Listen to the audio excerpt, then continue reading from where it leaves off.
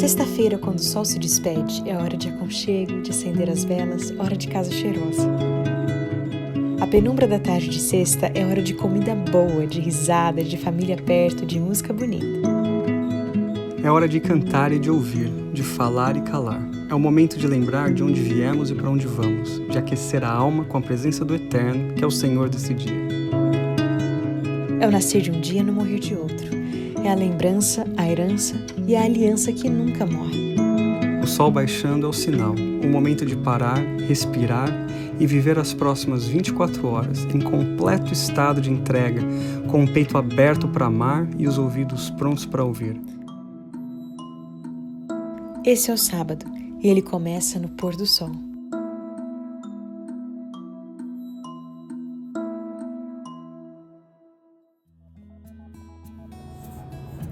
Bem-vindos a mais um Pôr do Sol. Feliz sábado para você que, não sei, tá chegando do trabalho agora, tá no carro, tá em casa já tranquilo com a família, tá sozinho nessa sexta-noite, enfim. Bem-vindo ao nosso Pôr do Sol. Agora é o momento que a gente vai parar e vai conversar sobre coisas espirituais. Se é a sua primeira vez aqui no canal, a gente toda sexta-feira à noite, quase todas, a gente para e conversa sobre assuntos da Bíblia e já faz algumas semanas que nós temos conversado sobre um dos meus personagens favoritos da Bíblia, que é Moisés. Então hoje a gente vai finalizar o assunto de Moisés. A gente tá pulando, né? Tinha muitos assuntos que a gente poderia conversar, mas hoje vai ser uma despedida, né? A gente vai ler ali já, não tem mais como falar de Moisés, a gente termina agora no capítulo 34. Tem, mas enfim, a gente... Não tem como falar de Moisés depois que a gente terminar esse aqui, exato. Mas tem vários assuntos, gente, só vou, antes de ler, tem vários assuntos que a gente gostaria, assim, de ter falado mais profundamente, mas é uma história longa, né? Tem aí o livro de Êxodo, que é uma boa porção é isso, então a gente vai finalizar Moisés hoje, mas teremos maravilhosos assuntos em breve, então fique ligado. Então Moisés subiu na planície de Moabe, ao cume de Pisga, no monte Nebo, defronte de Jericó.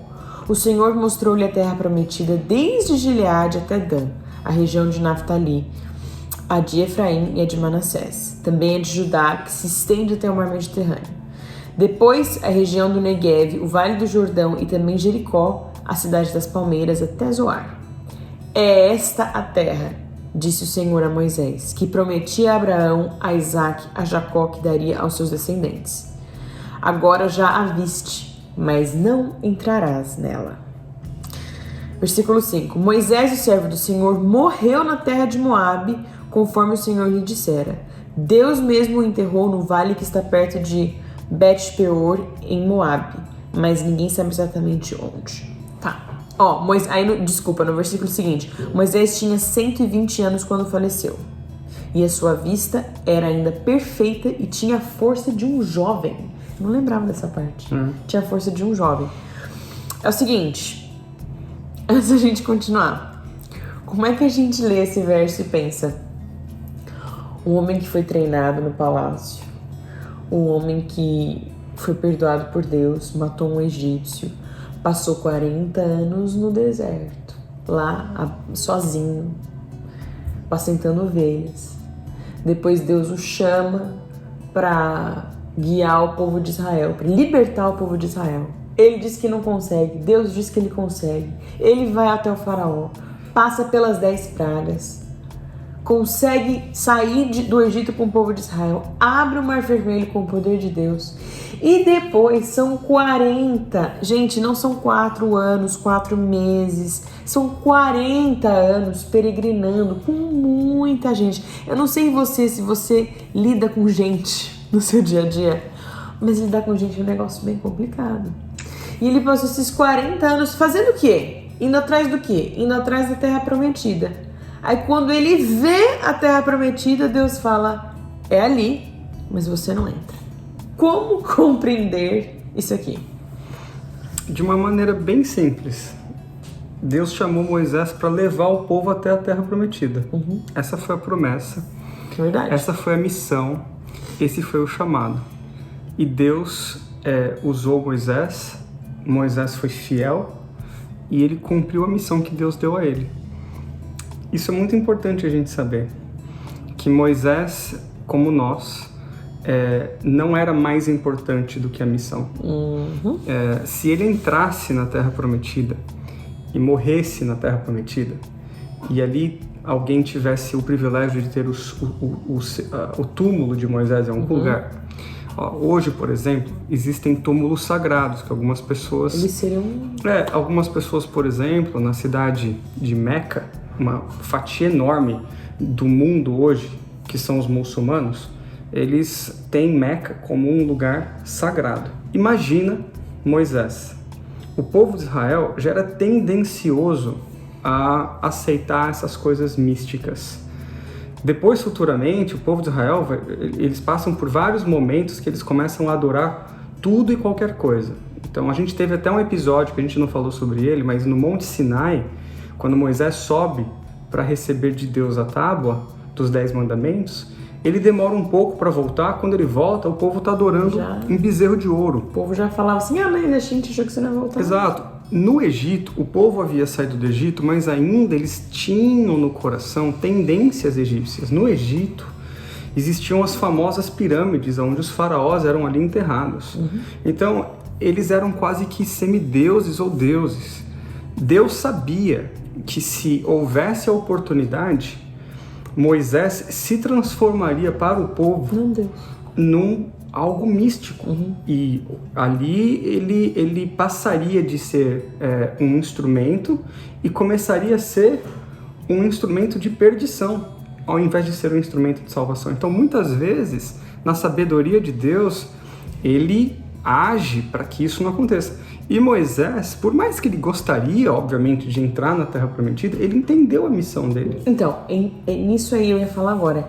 Eu gosto de imaginar qual foi a reação de Moisés, porque não existe uma descrição de como ele reagiu a essa... Anteriormente ele não quis. Tem algumas passagens que mostram ele debatendo com Deus. Então, mas ele não se revoltou contra Deus. Não. E, por exemplo, você vê a história de Jonas, existe um relato de que Jonas ficou revoltado. E Moisés, óbvio, ele era uma pessoa que reagiria a um destino desse aqui, mas não existe um relato de que ele se revoltou contra Deus, de que ele amaldiçoou a Deus, coisas desse sentido. E é muito interessante você falar que o povo, ele arrumava outras coisas para adorar quando ele ficava perdido ou sozinho, sem liderança. Só que isso é uma coisa do Egito, mas isso está no ser humano. A gente hoje, a gente pede coisas para Deus, a gente pede a direção de Deus. Às vezes Deus não se manifesta da maneira como a gente gostaria. Às vezes Deus demora para se manifestar e a gente dá o nosso jeito.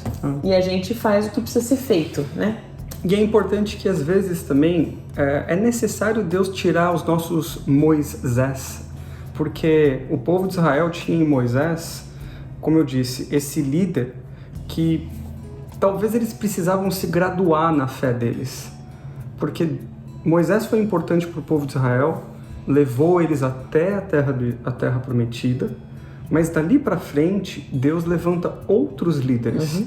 E é assim que na nossa vida a gente tem que entender. Eu e você, nós não somos insubstituíveis. Quando a gente acha que nós somos mais importante do que a igreja, do que a missão da igreja, do que aquilo que eu falo na internet é mais importante, e começa essas vaidades, e a gente vê muito isso hoje, Deus, na verdade, está querendo, através dessa história, nos mostrar, olha Moisés, olha quão importante ele foi para o povo de Israel. Aliás, se você termina esse capítulo, você vai observar que a Bíblia fala que não houve ninguém como Moisés.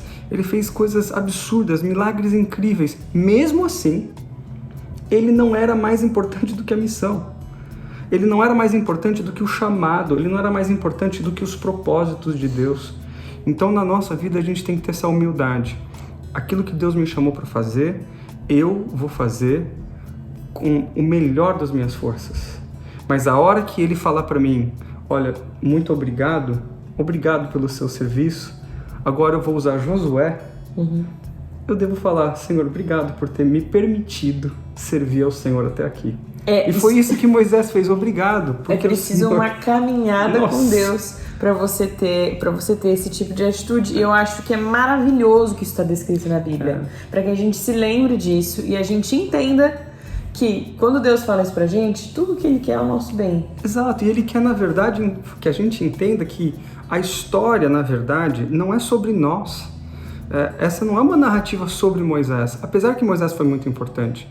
A narrativa é sobre o Deus que está libertando o povo, e Deus precisa ser sempre o personagem principal. E Moisés entendeu isso. Outros personagens da Bíblia entenderam isso. Por exemplo, João Batista. João Batista, ele, assim como Moisés, ele teve um papel fundamental preparando o povo e o coração do povo para a vinda de Jesus, o Messias. E quando Jesus veio, existiu até no grupo que andava com João Batista, os discípulos e amigos de João Batista, percebendo que Jesus agora estava angariando mais força e mais gente estava seguindo a Jesus do que a João Batista, eles falaram: João, você não está com inveja do que está acontecendo? Você não está preocupado? Você está perdendo o número de apoiadores. E João Batista falou: importa que ele cresça e que eu diminua. Eu vim até aqui para cumprir esse papel. Então, a gente tem que saber bem claramente qual o papel que Deus chamou você para fazer. Você está fazendo esse papel com fidelidade? E a hora que Deus falar para você, muito obrigado por aquilo que você fez, como que você vai se sentir? Moisés agradeceu ao Senhor e descansou. Agora, não termina aqui a história de Moisés. Então, só antes de a gente continuar, uma outra pergunta que eu adicionaria. Por que eu estou desempenhando esse papel? Eu estou desempenhando esse papel... Por mim? Porque eu acredito que Deus confiou a mim essa missão, não que Ele precise de mim, não precisa, mas Ele, por alguma razão, me confiou essa missão, ou porque eu preciso dessa missão, ou porque eu me transformei mais importante Exato. do que aquilo que Deus me chamou para fazer. É importante essa pergunta ser feita pra gente, né? Agora, não termina aqui a história de Moisés. A gente agora passa para um outro livro da Bíblia que eu nunca imaginei e nunca tive assim resposta do porquê esse livro foi escrito até quando eu li esse versículo. Porque esse livro tem um capítulo só, e é o livro de Judas. Muitas vezes a gente nem lê o livro de Judas. Ou no ano bíblico a gente lê o livro de Judas porque a gente fala assim: terminei um livro da Bíblia num dia. E você consegue ler um capítulo. Então você pode ler um livro da Bíblia num dia. O livro de Judas tem um capítulo só. Lá no livro de Judas, no capítulo 1, obviamente só tem um capítulo, versículo 9, tem um texto muito interessante.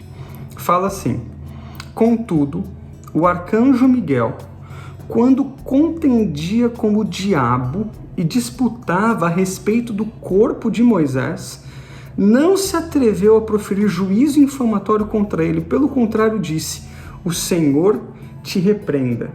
Um texto muito interessante. Por quê? Nós sabemos que Moisés está no céu. Como que a gente sabe disso? Porque nos evangelhos, no momento onde Jesus está no Monte da Transfiguração, Moisés e Elias, eles vêm do céu para confortar e para falar com Jesus. E 3 dos discípulos de Jesus que estavam ali no Monte da Transfiguração viram esse acontecimento. Então eles foram testemunhas oculares. Moisés é um dos seres humanos que já está no céu. Então Moisés, quando morreu, ele cumpriu aquilo que o ser humano precisa.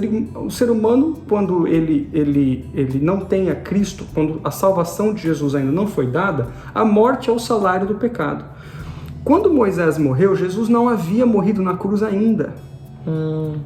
Então, em tese não havia ainda salvação. Existiam sacrifícios que eram feitos como símbolos do que aconteceria quando Jesus viesse.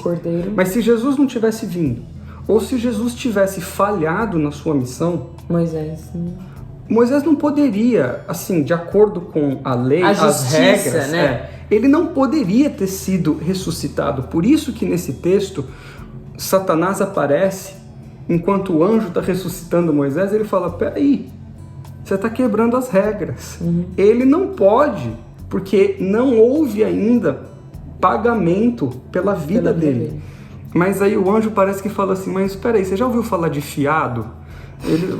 O fiado é o seguinte, alguém vai pagar mas agora não vai receber, mas alguém ainda vai pagar. E esse anjo meio que dá um migué. Ele fala assim, o Senhor te repreenda, pega Moisés e vai embora. Um dia Jesus morre na cruz do Calvário e paga essa dívida. Moisés e todos nós que agora vamos morrer em Cristo, podemos ter a certeza que Jesus vai nos ressuscitar. Agora, o que é mais bonito de tudo isso que eu estou falando? Moisés morreu e ele pensou, não vou entrar na Terra Prometida, e nem sabia o que ia acontecer daquele momento em diante. Ele dorme e, de repente, ele abre os olhos e o anjo do Senhor está acordando a Moisés. Não é a segunda vinda de Jesus, é simplesmente uma ressurreição especial, somente para Moisés. O que a gente conclui com isso tudo? Que Deus sabe o fim desde o começo. Só que a gente não precisa necessariamente ter as respostas para que a gente se convença de que Deus é bom. Imagina, eu não acho que Moisés, quando ele acordou, ele pensou assim, queria eu ter entrado na Terra Prometida ali com o povo. Ele deve ter pensado, poxa, cumpri a minha missão. Agora eu estou entrando na verdadeira Terra Prometida. Exato. Na nossa vida aqui nessa Terra, muitas coisas vão acontecer que a gente talvez não vá concordar, ou que seja assim, não era aquilo que eu esperava, mas Deus tem um plano. E quando a gente entrega a nossa vida nas mãos dele, o plano é sempre melhor, sempre mais bonito, sempre perfeito. Que a gente se renda a esse plano, que a gente não brigue, não se chateie, que a gente tenha confiança tão forte em Cristo, que a gente sabe que o que ele determinar para nossa vida é o melhor, porque ele viu o fim desde o começo. Vamos orar. Senhor Deus, obrigado por esse sábado que se inicia, por esse pôr do sol. Nós não sabemos como está o coração de cada uma das pessoas que estão nos acompanhando, mas talvez alguém esteja agora chateado ou decepcionado com alguma coisa que está acontecendo. Assim como a gente estudou a história de Moisés, que o Senhor possa dizer a essa pessoa nessa noite, não se preocupe, eu tenho um plano, talvez agora você não entenda, mas o meu plano é perfeito e maravilhoso. Amém. Confie em mim e na hora certa eu vou revelar para você todas as coisas. Que o Senhor nos abençoe nesse sábado e nos dê a sua paz, em nome de Jesus. Amém. Feliz sábado. Feliz sábado.